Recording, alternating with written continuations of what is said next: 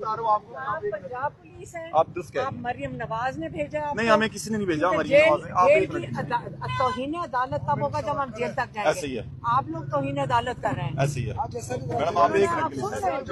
वो कह रहे हैं हम तौहीन अदालत कर रहे हैं। वो ये कह रहे हैं कि हम तौहीन अदालत कर रहे हैं। आप एक मिनट ले और हम लेडी अदालत को कांस्टेबल हमारे कुछ साथ नहीं मौजूद है। समझते हैं। तो मुआवजा आवाम के यहाँ जबर करें, हिफाजत करें।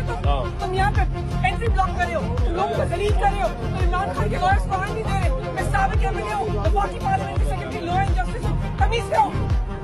अच्छा मैडम, आप तमीज करो। तुम कंट्रोल में रहो। Behave yourself, not talk to me like this. हमारी बॉडी पे जो बैच लगे हुए तमीज रखने के लिए लगाए हुए, बदतमीजी नहीं करने के लिए नहीं लगाए हुए। मैडम, आप ओवर रिएक्ट कर रही है। बिल्कुल ओवर रिएक्ट नहीं कर रही। You guys are creating a ruckus. You are not letting lawyers go in.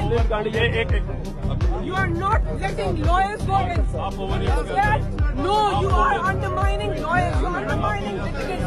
You are undermining ordinary Pakistanis.